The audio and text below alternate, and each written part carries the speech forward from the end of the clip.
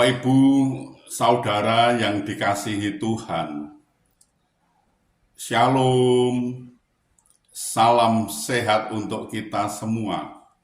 Apa kabar?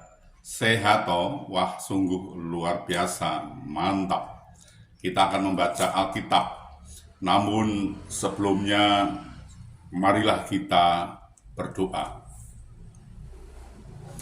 Ya Tuhan, kami mengucap syukur dan terima kasih atas anugerah dan cinta kasih-Mu yang kami rasakan pada saat ini sungguh luar biasa Bapa. Terima kasih Bapa. Kami akan membaca Alkitab.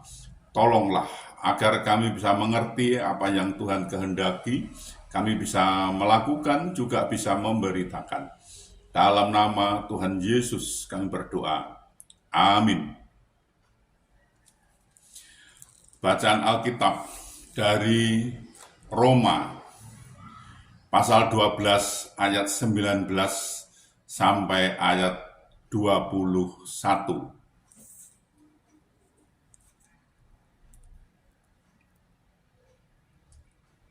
Saudara-saudaraku yang kekasih, janganlah kamu sendiri menuntut pembalasan, tetapi berilah tempat kepada murka Allah, sebab ada tertulis, pembalasan itu adalah hakku, akulah yang akan menuntut pembalasan, firman Tuhan.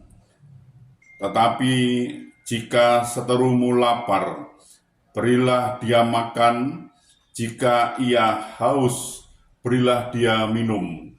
Dengan berbuat demikian, kamu menumpukkan bara api di atas kepalanya. Janganlah kamu kalah terhadap kejahatan, tetapi kalahkanlah kejahatan dengan kebaikan. Demikian pembacaan Alkitab. Terpujilah Kristus. Haleluya. Bapak, Ibu, Saudara, bagi orang yang menaruh dendam atau niat pembalasan terhadap orang lain, di dalam hatinya tidak ada hal-hal yang positif, melainkan hanya rancangan-rancangan negatif dan jahat. Raja Saul menyimpan kebencian dan dendam kepada Daud. Oleh karena banyak orang mengeluh-ngeluhkan Daud, Saul mengalahkan beribu-ribu musuh, tetapi Daud berlaksa-laksa. 1 Samuel 18 ayat 17. Karena hati Saul dipenuhi oleh rasa dendam dan iri hati, maka ekspresi yang keluar pun hal-hal negatif semata, baik itu melalui perkataan dan juga perbuatan. Pembalasan dendam hanya akan menciptakan penderitaan batin bagi si pelakunya. Yusuf adalah contoh orang yang sanggup mengasihi dan mengampuni musuhnya. Meski dianiaya dan dibuat menderita oleh saudara-saudaranya, Yusuf tidak menyimpan dendam sedikit pun, tapi ia malah menunjukkan kasih dan kemurahannya. Kita tidak diperkenankan membalas dendam kepada musuh, karena pembalasan adalah hak mutlak Tuhan. Barang siapa berusaha membalas dendam kepada orang lain, berarti ia telah mencuri hak mutlak milik Tuhan. Pembalasan itu bukan hak kita, melainkan milik Tuhan sendiri. Yang menjadi bagian kita adalah mengizinkan Tuhan untuk menangani masalah kita dengan orang lain itu. Biarlah Tuhan sendiri yang bertindak, karena Ia punya cara dan waktu sendiri untuk menangani masalah yang terjadi. Jadi, cara tepat dalam memperlakukan musuh adalah menunjukkan kasih dan kemurahan kepadanya.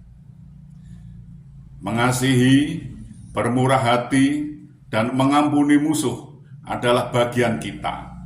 Bagian Tuhan adalah menyelesaikan masalah kita dengan cara dan waktunya Tuhan. Tuhan menolong dan memberkati kita. Amin. Marilah kita berdoa. Ya Tuhan, kami mengucap syukur dan terima kasih atas kesempatan yang Tuhan berikan kepada kami untuk kami belajar tentang firman Tuhan.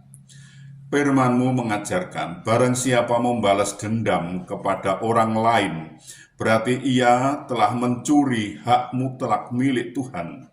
Karena pembalasan itu adalah hak milik Tuhan. Biarlah Tuhan sendiri yang bertindak karena Tuhan punya cara dan waktu sendiri untuk menangani masalah-masalah yang terjadi.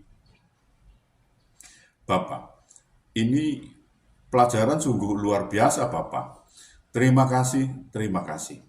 Tolonglah kami agar kami bisa mengerti dan bisa memahami apa yang Tuhan kehendaki kami bisa melakukan dan juga bisa memberitakan. Tolonglah kami ini, Bapak. Ya, Bapak.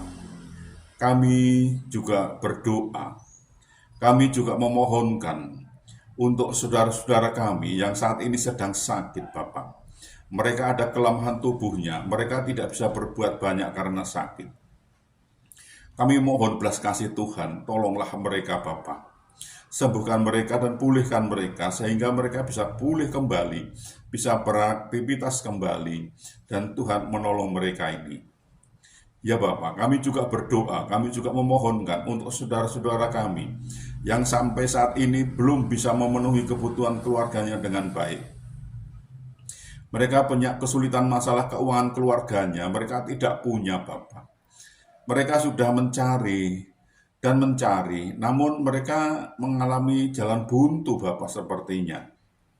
Kami mohon belas kasih-Mu, bukakanlah jalan baru bagi mereka, sehingga mereka bisa mencari, mendapatkan, bisa bekerja, bisa berusaha, bisa memenuhi kebutuhan keluarganya dengan baik, bahkan mereka bisa berkelimpahan Bapak.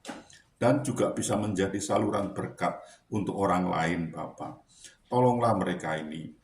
Ya Bapak, kami juga berdoa, kami juga memohonkan untuk saudara-saudara kami yang saat ini sudah waktunya untuk berumah tangga. Namun mereka belum menemukan pasangan hidup yang seiman dengan mereka. Mereka sepertinya kesulitan untuk mendapatkan pasangan hidup yang seiman dengan mereka. Bapa, bukakan jalan agar mereka bisa mendapatkan pasangan hidup yang seiman dengan mereka dan mereka bisa membentuk suatu keluarga, suatu rumah tangga, bahagia, damai, sukacita, bahkan mereka bisa beranak cucu, Bapak. Tolonglah mereka ini. Bapak, kami juga berdoa, kami juga memohonkan untuk bangsa kami, bangsa Indonesia ini. Berilah damai sukacita, damai sejahtera kepada bangsa kami ini. Dan berilah kepada bangsa kami ini agar mau mengenal Engkau lebih lagi. Dan bangsa kami ini mau belajar tentang firman Tuhan, sehingga bangsa ini tidak gagal paham, Bapak. Bapak, ini kami, pakailah kami untuk memberitakan firman Tuhan. Lengkapi kami dengan Roh-Mu yang kudus untuk memimpin dan membimbing kami dalam pemberitaan itu agar tidak keliru, Bapak. Bapak, ampunilah segala dosa dan salah kami, sehingga kami layak untuk memohon pertolongan Tuhan. Dalam nama Tuhan Yesus kami berdoa. Amin.